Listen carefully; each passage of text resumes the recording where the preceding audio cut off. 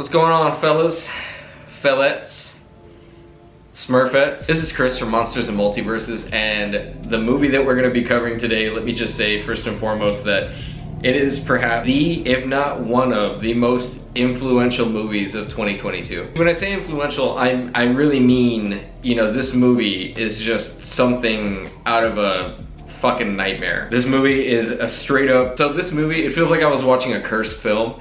And the best way that I could put it is, I don't know if y'all were around during the whole like grifter days, but that was basically what this movie made me feel. You know, this movie just really felt like something that I shouldn't be watching. You know, I felt very invested, even though, you know, the way that the movie was shot was just so, not necessarily off-putting, but it's not really something that you would expect for a movie that ended up being this big. And here's the thing, I say this big, but it's not really 100% out yet. You know, I got a chance to watch it through a film festival. And this movie, it's making its rounds right now, and it is called SKINAMARINK. Here's the thing about this movie, okay? This movie really knows how to pull at that childhood fear of the dark. You know, the best way that I could describe it, I guess let's skip into like this crazy cinematic mode. Picture this. You're 6 years old. You wake up in the middle of the night. Now what's the first thing you see? Is it the pile of jackets in the corner of the room, you know, hanging off the dresser, just kind of staring back at you? Is it the faces that your brain is making out in your incredibly dim lit room? Is it the sense of knowing that your entire family is asleep, but somehow someone or something is in the room with you?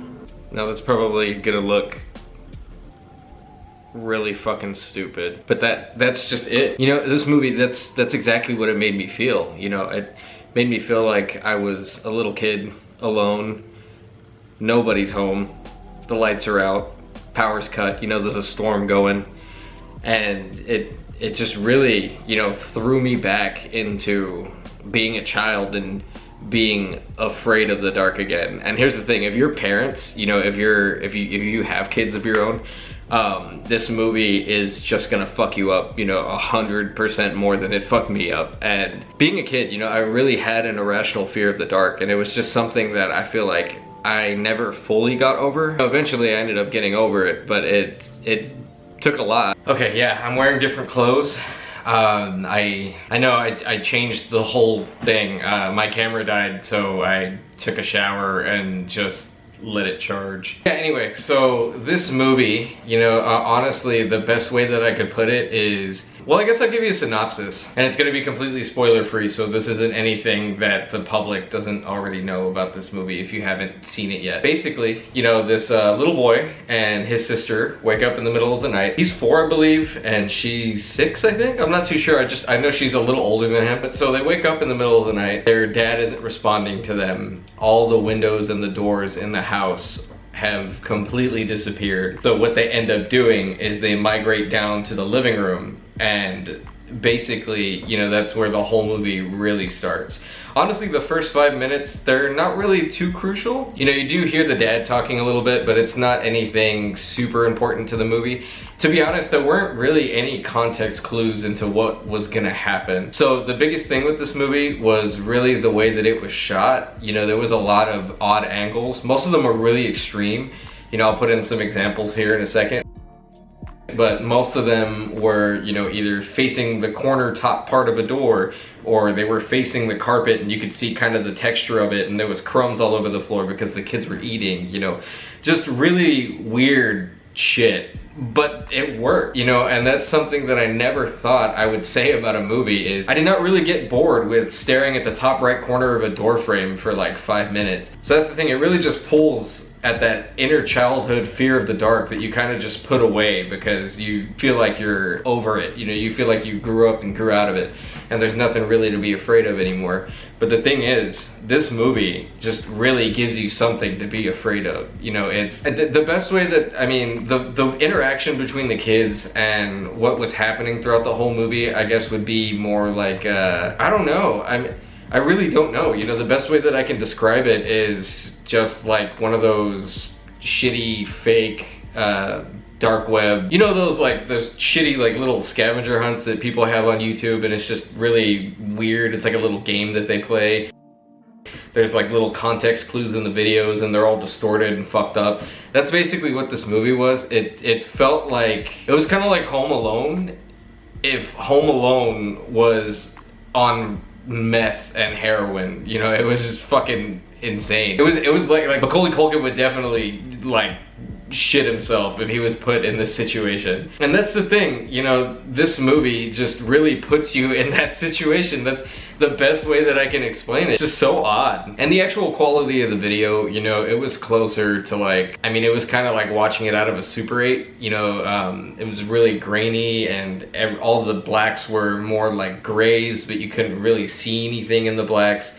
It looked like there was a lot of interference, you know, it looked like there was a lot of just overall static. You know, kind of like the way this TV looks on camera, that's basically what this movie looked like throughout the entire goddamn thing. And you know, this movie is honestly the first to do this, you know, where the shots are just off of the subject, you're never really seeing what's going on. I mean, I guess I wouldn't really say the first.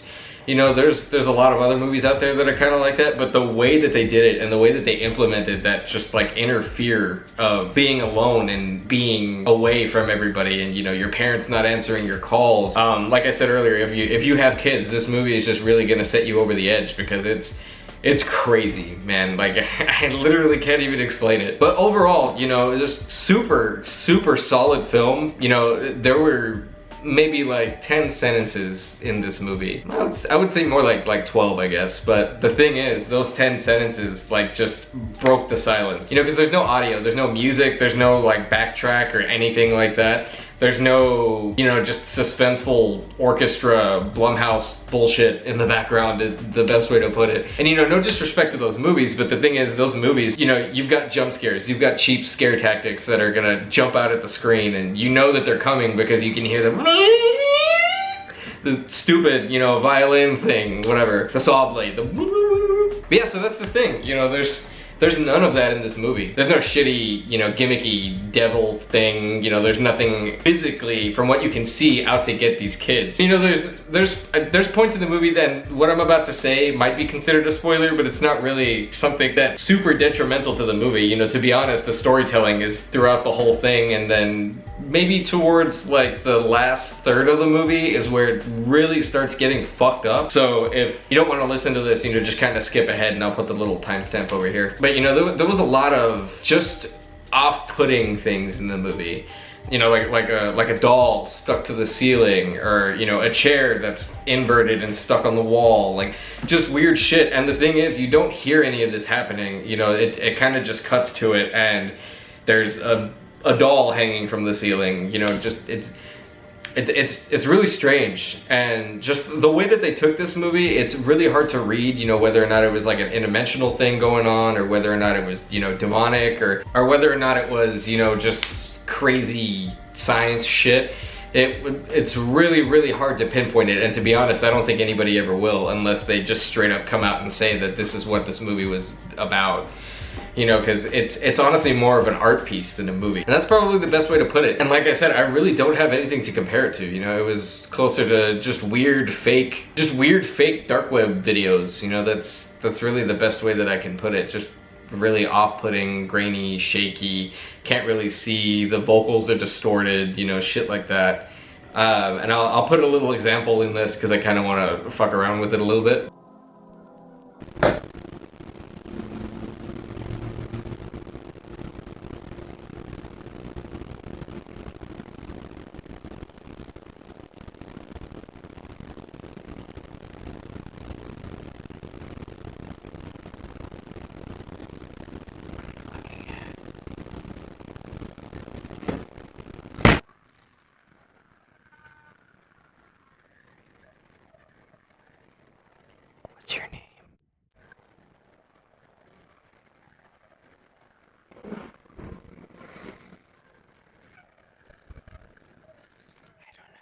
But yeah, I'm not too sure when this movie is coming out. I haven't seen any release dates for it. I haven't seen any sort of like streaming service picking it up or anything like that. If I do find out anything, then I will end up putting it in the description of this video. But I don't know yet. Like I said, I caught it at the film festival and it was just one of the craziest things that I've ever seen. Well, I guess visually a little bit, you know, like I said, it wasn't really something that I've seen before. It was just something that I haven't felt in a very, very long time. You know, that straight primal horror. Just no gimmicks, no monsters, just really pulling at your fear. And when I say that it really pulled at my fear, you know, well, here's the thing, like with this movie, when we were done watching it, it wasn't super late, so I kind of had maybe about 4 or 5 hours before bed to like really sink into it and think about what was going on.